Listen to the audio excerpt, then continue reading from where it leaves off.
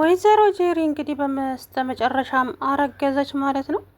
ጄሪሻ እንግዲህ እርጉዝ ነኝ ብላ ዘለለች። ያንተን ሀብት ንብረት ለመዝረፍ ነው ያረገዝኩት እንጂ አንተን ወድጄ ወይ አፍቅሬ እንዳይመስልህ አቶ ሀምናን እያለች እንግዲህ በውስጧ እያወራች፣ አንቺ ደስተኛ ነሽ? አዎ።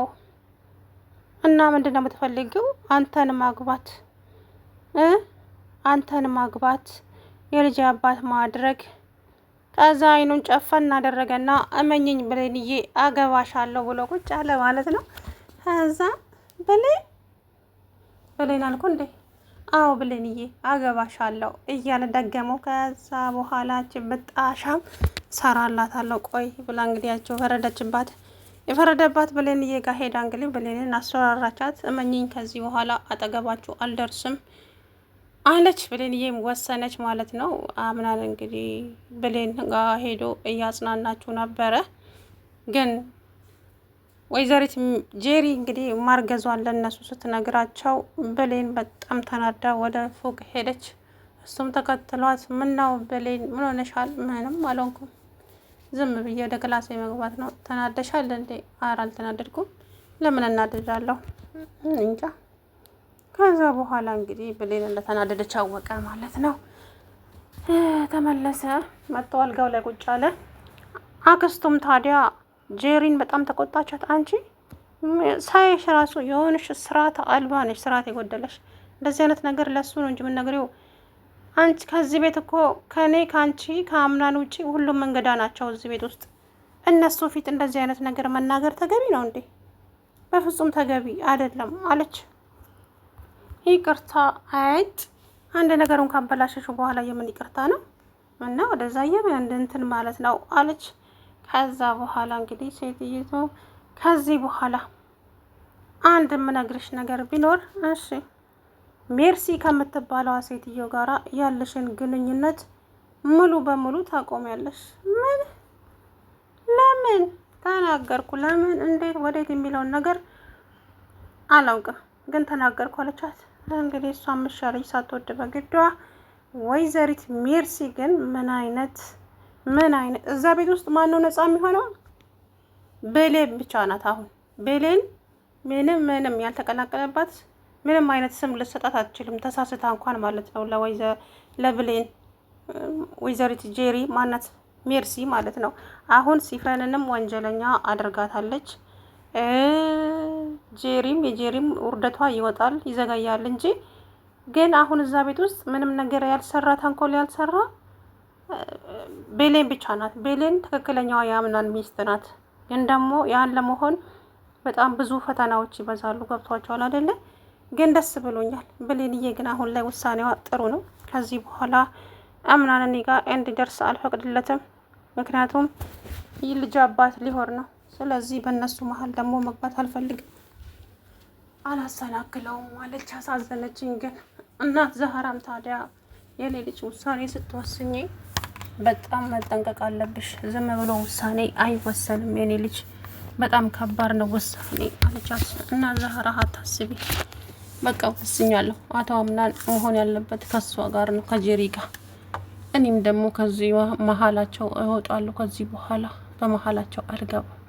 እሱ ግን ብሌንን በጣም ነው የሚያፈቅራት። ግን በዚህ ሁኔታ ላይ ሆኖ ያንን ነገር መናገር በጣም ስለከበደው ነው እንጂ ብሌንን ነፍሱ እስከሚጠፋ ነው ያፈቀራት። ግን ምንም ማድረግ አይቻልም። ለማንኛውም ያው ወይዘሮ ጄሪ ጉዷ እስከሚወጣ ድረስ ለሀብት ለንብረት ብዬ ነው እኮ አለች እኮ አፏን ሙልታ። አያቸው አይደለ? በጣም ብልግና፣ የብልግና ጥግ ማለት ነው እውነት።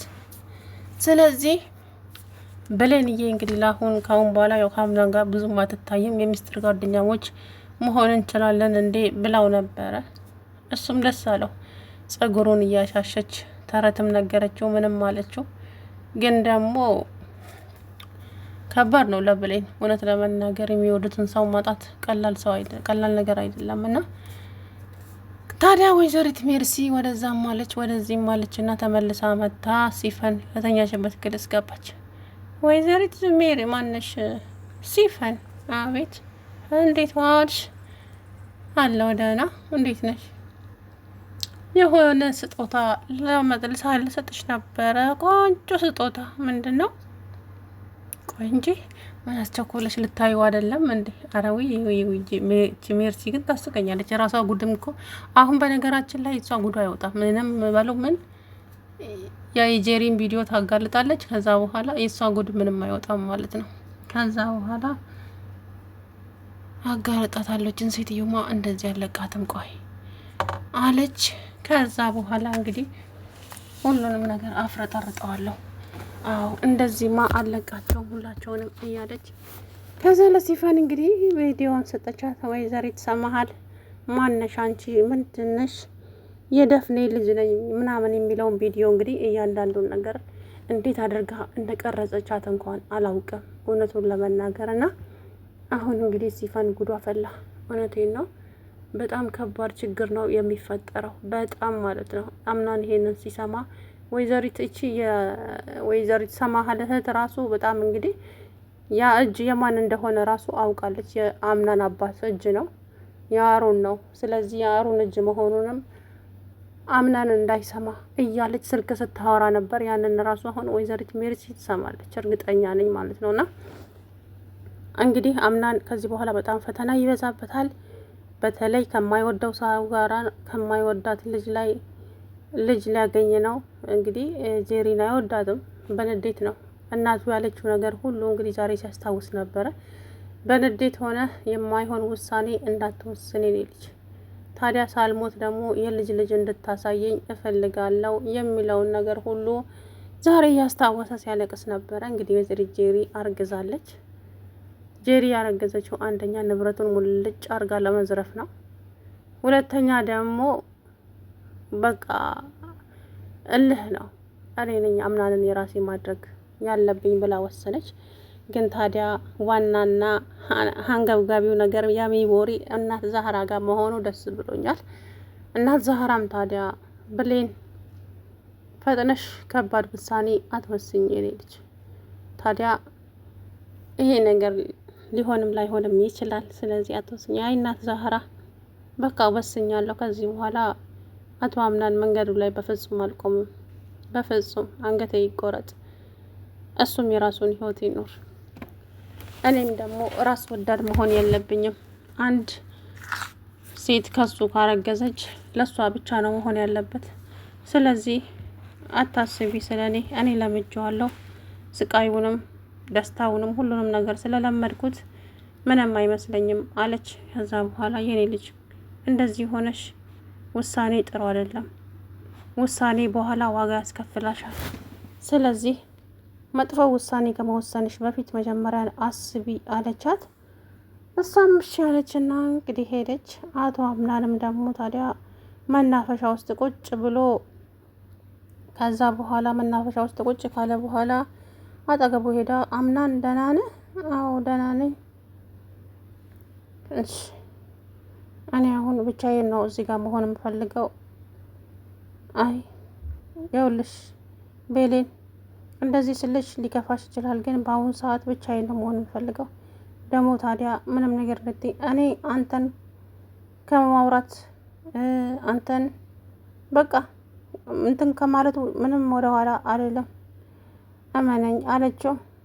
ተይ እባክሽን እንደዛ አታድርጊ ቤሌን። ቆይ አቶ አምናን እስከ መቼ ነው እንደዚህ የምትቀጥለው? እንደዚህ የምትቀጥለው እስከ መቼ ነው? አይ በቃ እያለች እንግዲህ ከዛ በኋላ ቤሌን አሳዝናኛለች። ፍቅር ከባድ ነው፣ እውነቱን ለመናገር ፍቅር ከባድ ነገር ነውና ግን ደግሞ አቶ አምናን ጄሪን አይወዳትም። እውነቱን ስነግራቸው አያችሁ እንዴት እንደሚያያት ራሱ እርጉዝ ነኝ እንኳን ሲል ስትለው ምንም አላስደነገጠውም። ደግሞ ወይዘሮ ሰማሃልን የሚተካልን ነው የሚሆነው። ደስተኛ ልትሆን ይገባሃል እንጂ እንዴ እያለች ስትሞላፈጥ እሱም ታዲያ ቤሌን ማነሽ ወይዘሪት ጄሪ እኔ የአባትን ፍቅር አላውቅም፣ በዛ ላይ እናቴ የለችም። ስለዚህ እኔ አሁን ላይ ምንም የሚያስደስተኝ ነገር የለም፣ አትጨነቂ አላት። እንዴ ቆይ ለምንድን ነው እንደዚህ የምታስበው? ቆይ ምንድን ነው ምናምን እያለች ያዙ ልቀቁኛለች ማለት ነው። ከዛ አንዴ እንደውም እኮ ደስ ሊል ይገባል፣ ምክንያቱም ወይዘሮ ሰማሃልን ልንተካት ነው ምናምን እያለች ከዛ በኋላ እሱ በፍጹም ደስተኛ አይደለም በማርገዟ ሲጀምር ደስተኛ አይደለም ማለት ነው። ለዚህ እንግዲህ ምን ማድረግ እንዳለባት እንኳ አላውቅም። ወይዘሪት ጄሪ እንግዲህ አሁን ግራ ተጋብታለች ማለት ነው። ምን እንደሚፈጠር አላውቅም። ታዲያ ወይዘሪት ሜርሲ አሁን ላይ ነገሮችን ሁሉ እንትን ብላለች ማለት ነው። ምክንያቱም ሲፈን ስትገላት ሴትይቱን በቪዲዮ ቀርጻታለች ማለት ነው። ስለዚህ አሁን ሁሉም ነገር እንግዲህ ጉድ ይወጣል። ከዚህ በኋላ ታዲያ ምን የሚፈጠር ይመስላችኋል? ከባድ ችግር ነው የሚፈጠረው። አምናን ይሄንን ነገር ካወቀ እቺ ደግሞ የአምናን አክስት ብቻ ብዙ ነገር አለ። ስለዚህ ይሄንን ጉድሽን እንዳላወጣብሽ የሆነ ነገር አድርጊልኝ ልትላት ትችላለች። ሲፈንን ማለት ነው። ሜርሲ ወይ ቪዲዮውን አጥፊልኝ የፈለግሽውን ነገር አደርግልሻለሁ ትላታለች። አሁን ላይ ቪዲዮ አጥፎልኝ ማለት እንኳን ስህተት ነው።